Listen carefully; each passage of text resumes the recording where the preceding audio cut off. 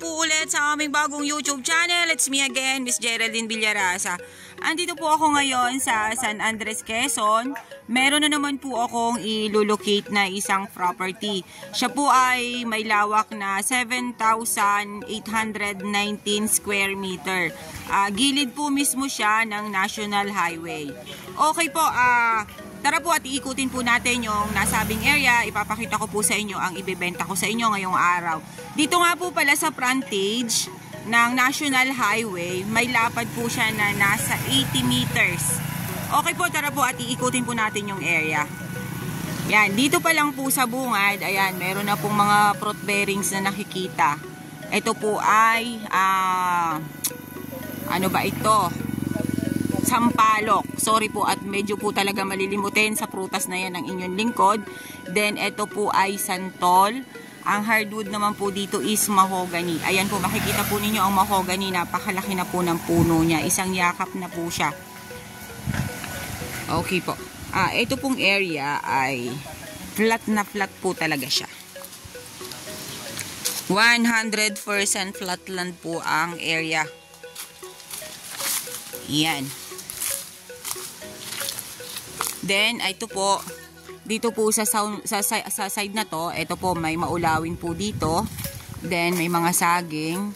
Ayan, santol again. Then, mga nyug na po yung nasa loob. Ayan po, maulawin again.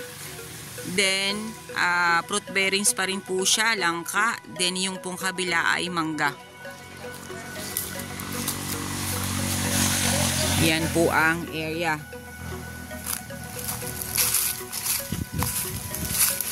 Ito po yung manggang kalabaw na tinatawag. Then, ayan po, meron po ditong dalandan. Then, malaking puno pa rin po ng langka. Ayan po, ayun po sa side na yon. Then, yon mga maulawin po ang nakatanim sa kanya. Then, sagingan po yan. Then, ayan po, nyugan. Ang nyug po niya is hindi pa naman po siya matatayog talaga. Then, may mga bagong tanim. Ayan po, meron pong hindi pa rin namumulaklak. Then, ayan, makikita naman po talaga ninyo na flat siya. Ang kagandahan po kasi nito, gilid po mismo ng National Highway. Then, ayan po, sagingan. Then, more on po dito ay nyug. Wala po kayong problema about sa electricity kasi, ayan, may linya po ng kuryente. Then, dito po sa San Andres, ang tubig po dito ay hindi problema. Ayan po ang property. Napakarami po niyang puno ng maulawin. Ayan, ayan po ang linya ng kuryente.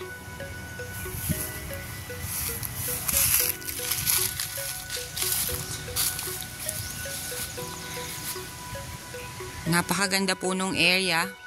Then, ayun po, Indian mango sa side na yon. Then, maulawin pa rin. Ipil-ipil. Yan po ang nakita kong mga kahoy dito sa property.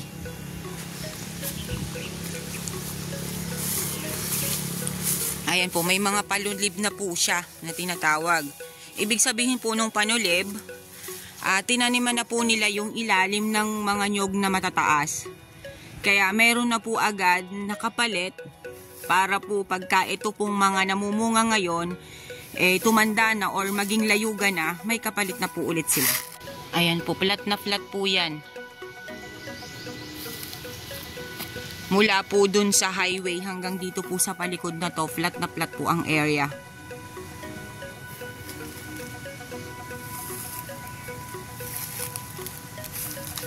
Ayan, napakarami pong maulawin.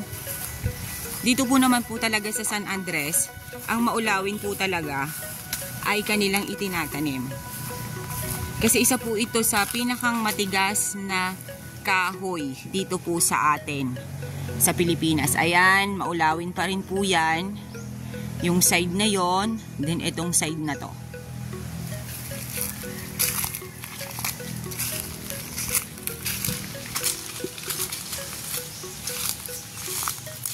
Then, ayan pa rin po, maulawin pa rin po siya.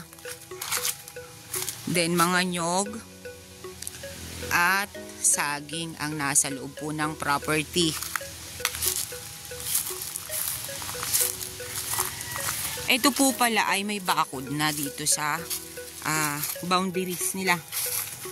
Ayan po, oh. Meron na po siyang vibe wire na nakapaikot dun sa property na 7,000 square mahigit.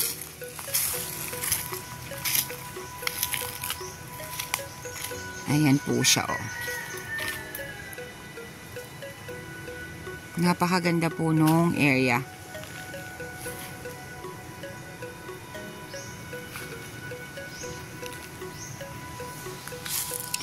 Sa mga naghahanap po ng gilid po talaga mismo ng National Road, ito na po yung hinahanap ninyo. Dito po ito sa San Andres, Quezon.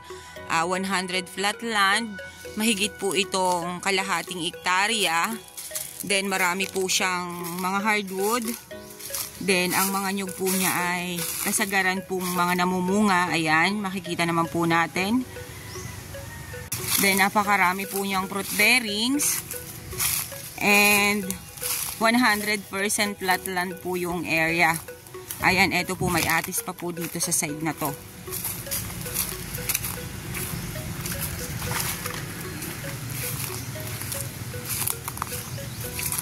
Yung mga gusto po ay maliliit lang na farm, eto na po yun. Eto na po yung magandang investment. Hindi po kayo, hindi po kumbaga po ay hindi hassle sa biyahe kasi pagbaba nyo po ng sasakyan, eto na pong property ang matatanaw ninyo.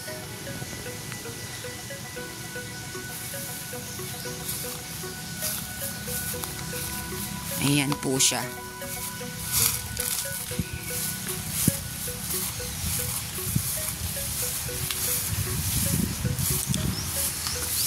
Yun po kasing 7,000 square na to, medyo maliit po talaga siya.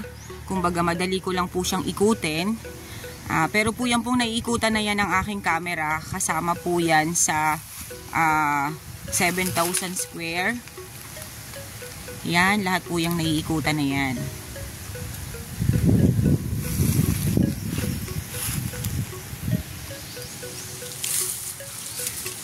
Okay po, babalik po tayo doon sa pinagmula natin kanina.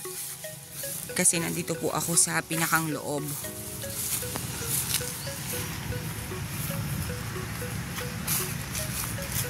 Yan.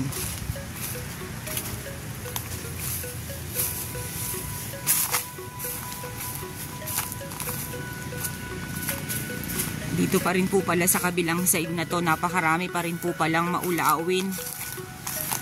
Kahit po dun sa gilid ng highway, mga maulawin pa rin po yung nakatanim. Ito pa po yung malapit sa may highway. Ayan. Ilang hakbang lang po ang layo niyan sa highway. Ito na po. Ito na pong side na to. Napakaganda po nung area. Ayan, dito pa rin po sa side na to. Ayan, maulawin pa rin po siya. Napakarami po niyang maulawin dito sa property.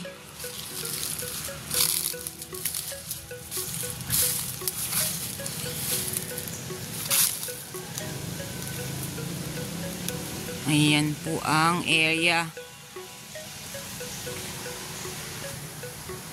Yung nyug po niya,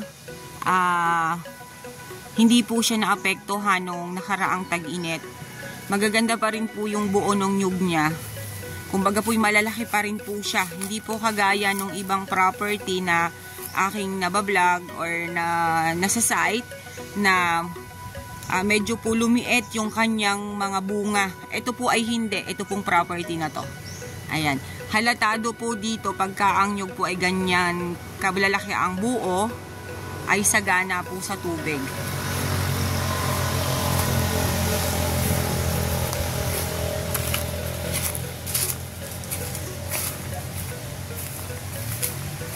Napakaganda po nitong investment. Ayan, ito pong side na to, ayan, maulawin pa rin po siya. Then, ayun, Jimelina. Then, mga nyog. Then, ito pong isang to, maulawin pa din. Saganang-sagana po siya sa maulawin.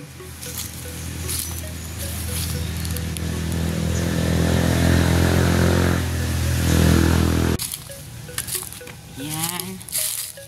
Ayan, makikita po ninyo yung hose ng tubig. Ayan. May bukal po dito sa area na to. Kasi yan pong hose na yan ng tubig, yan po ay kumukonek po dun sa bukal, then papunta po yan dun sa mga bahay. Pero hindi po dito sa area ang bukal. Kumbaga po ay dumaan lang yung hose dito. Ayan, yan po ang area. Ito pong side na yan, ayan, Jimelina, then maulawin itong side na to. Then yan po, mga nyog na rin. Then yung side na yun, ayun, maulawin pa rin, din ipil-ipil. Ayan pa rin po siya. Ayan yung mga panulib na sinasabi ko po sa inyo na mga bagong tanim.